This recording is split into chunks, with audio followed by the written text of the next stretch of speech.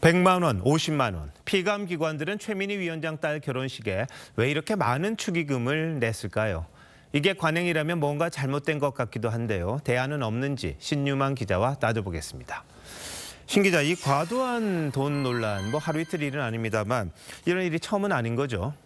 네, 말씀하신 대로 어제 오늘 일이 아닙니다. 전두환 전 대통령 재임 중이던 1987년 청와대에서 차남인 전재용 씨 결혼식이 있었습니다. 당시 기업인들은 적게는 1,000만 원에서 많게는 1억 원씩 축의금을 낸 것으로 나중에 밝혀졌는데 지금 화폐 가치로는 1억 원에서 10억 원씩 낸 셈입니다. 당시 강남의 소형 아파트 한 채가 1억 원 정도 하던 시절입니다. 김민석 국무총리 청문회 때 신고되지 않은 현금 6억 원이 문제가 되기도 했죠. 김 총리는 경조사와 출판기념회에서 받은 돈이라며 국회의원이 이런 경험을 할 때 통상적인 액수다라고 해명했습니다. 정치인이 받을 수 있는 경조사비, 무슨 기준은 있습니까? 공직자가 한 명에게 받을 수 있는 경조사비는 현금 기준으로 최대 5만 원입니다. 2023년 설문조사에 따르면 알고 지내는 동료나 친구에게는 5만 원 이하의 축의금이 적정하다는 답변이 53%였습니다. 공직자 경조사비 기준이 넉넉하다고 볼 수는 없지만 일반 인식에 크게 벗어나지도 않는 수준이라는 겁니다.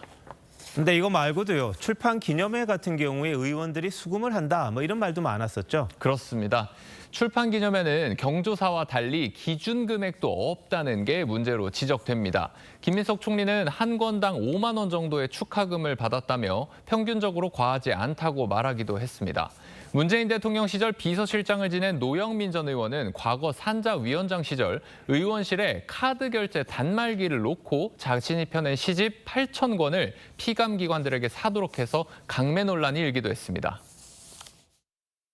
편법적으로 정치 자금을 모으려는 유혹은 항상 존재하는 거고, 그런 통로를 스스로 막아버릴 정도의 어떤 사회적인 혹은 정치적인 압력을 아직까지 못 느끼는 거겠죠. 많지는 않겠습니다만 가끔 축의금이나 이런 걸 받지 않는 분들도 있는 것 같던데요.